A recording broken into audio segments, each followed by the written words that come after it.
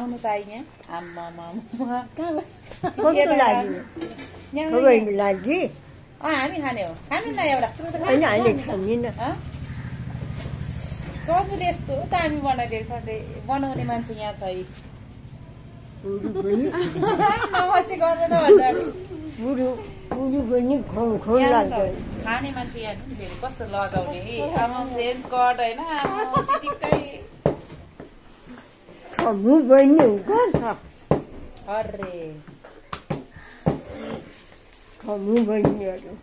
सबैलाई खाउ लागोस् बेसी क्रिस्पी छ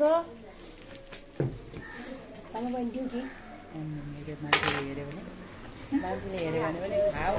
लाग्यो पुरिदिनहरू त्यो भाइलाई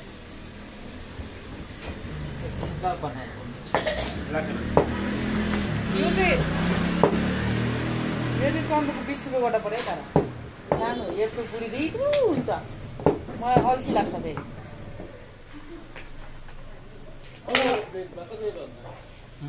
₹5 एक सौमा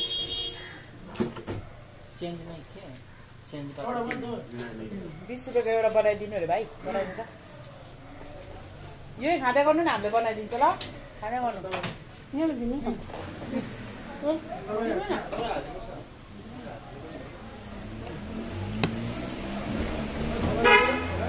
एउटा बनाइदिनु हामीलाई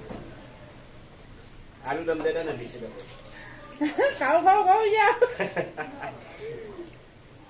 आज बन्द होइन तपाईँको बन्द हो कि अन्त बिचरा यसको पनि कस्टमर छैन अब हामीले नै हो फेरि यो पुरा मिठो हुन्छ नि चन्दुको मिठो हुन्छ नि म कहाँबाट चन्दुको खाएँ चन्दुको कतिवटा केटीहरूले मन पराउँछ किनभने यो हेन्डसम छ नि त हामी चाहिँ मन पराएको होइन आलु मिमी उसको एकदम बेस्ट हाम्रो त छोरा बराबर हो पछि नानी जति गर्नु चेन्ज छ 100 को वप्पा खान न अब आलुले त नि चेन्ज हो 20 रुपैयाँ मात्रै 10 रुपैयाँ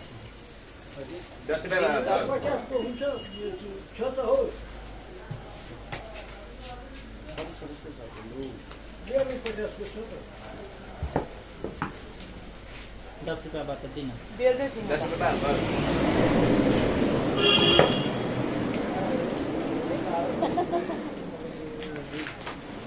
अब 20 रुपैयाँ शान्ति वाला देऊ छैन भाइ एउटा खोल्दै खान्छु ल 10 रुपैयाँ देखो त लिबा म हिजो काक्रा कुनमा खाइदिएको बिगा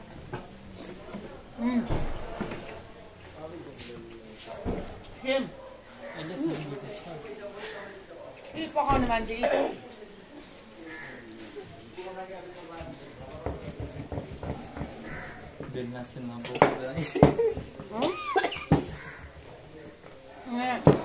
सबैले खाँदाखेरि मजै आउँछ यहाँ पुरीको थाक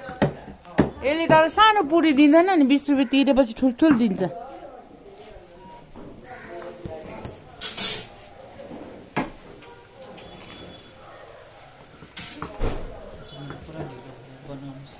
के गरेपछि रातभरि 7:30 बजे आए 8 बजे त्यहाँदेखि आलु बल भर्यो मस्त चाना सबै गर्यो सबै बेलुकै गरेर जान्छ बिहान गर्नुपर्छ नि बेलुका कहाँ बनाउँछ नि ठन्डामा बनाउँदैन आलु हेरेर खाउँ लाग्छ नि बाटोमा हिँड्नेले पनि थुक मिल्दै हिँड्नु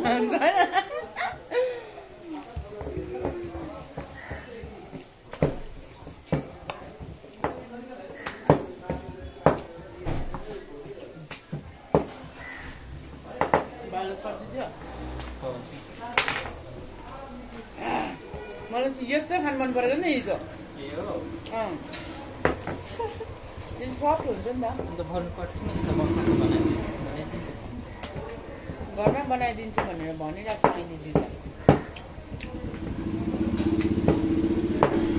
आटामा नि अलिकति तेल हाल्नु कि नुन हाल्नु कि सफ्ट भइहाल्छ त्यही त गरेको खाना खाएपछि पुरी खानु हुन्छ कि खाली पेटमा चाहिँ हुँदैन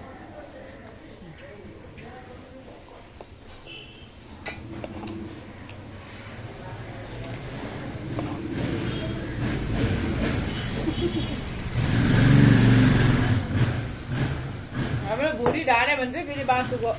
हाल्ला बासुको यसो हाल्छै छ नि त जिस्काएको भाइले सधैँ जिस्किन्छ होइन त्यही भएर तपाईँ राम्रो देखिरहेको छ केस काटेर केस काटेर हेरेँ होला आन्टीको हेयर कट घरमा बसेर आफै कटिङ गऱ्यो भने हामीले के पैसा कमाउनु हड्डी भएछ त है केस काट्नु हुँदैन नि अब घरमा बसेर यो मात्रै काट्नु अब केस काट्नु हुँदैन भरे आइहाल्दा देखाउनु ल यो मैले हालिदिन्छु क्या पठाउनु ल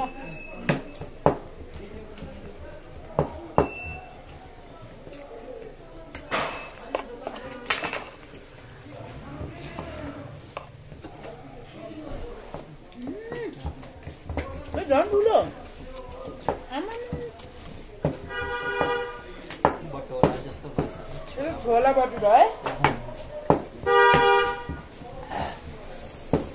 मनकै कुरा जस्तै सोचेकै जस्तो खानु पायो यसो हुन्छ नि चिउरा सिउरा के हालेर तल सिङताममा पाउँछ कि सधैँ यहाँ बनाइहाल्नु बरु भेलपुरी के हुन्छ नि भेलपुरी पुरा मन पराउँछ मान्छेले उयो हुन्छ दही हुन्छ अनि के छ त्यो त बनाउनु यति त्यो झालमुरी के अरे जे भए पनि म उयो हालिदिँदा भयो मान्छेले एउटा खायो भने 100 रुपियाँ लिनु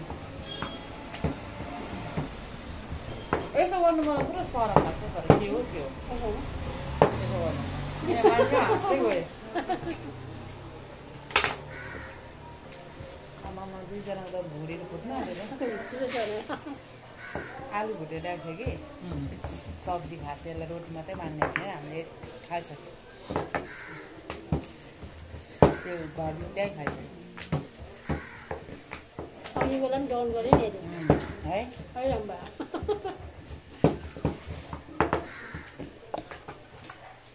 यहाँ बोटी बोटी चाहिँ आउँदैछ के गर्दा तर आज म माथिबाट झर्दा नि उता आउँदाखेरि अब म घर जाँदैछु फेरि भएको नि यता उता आउँदा नानीहरूलाई केही त्यस्तो हुँदैन नानीहरूलाई होइन तपाईँको आफ्नै मलाई चाहिँ प्रयोग हुन्छ भनेदेखि नानीहरूले यसरी तपाईँ यहाँ कति वर्ष बस्यो हामी भन्दा तपाईँ बेसी बस्यो नि म 35 वर्ष बसेँ यहाँ 35 वर्ष यहाँ रोडमा बसेर आफ्नो घर बनाएर सर्दा पनि तपाईँलाई त्यस्तो खुसी छैन त्यो अब माथिबाट झर्दा मलाई अब घर जाँदैछु एकपल्ट फिल भएको हुन्छ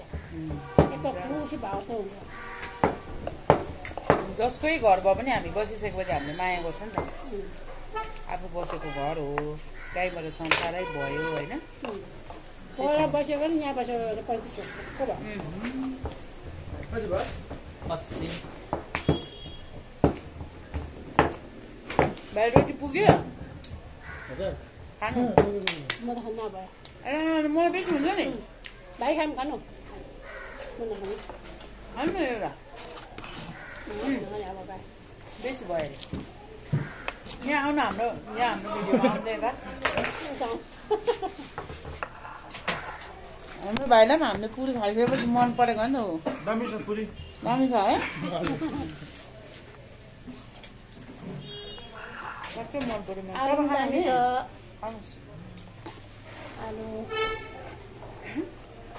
आलु र पुरी खाएर त मोटो हुने त काम हो अब बस्ने कि जाने फर्किने म जान्छु नि अब यहाँ बढ्नु ल ल सक्यो थ्याङ्क यू सन्दु भयो मलाई त एकदम हाउसफुल बाई बाई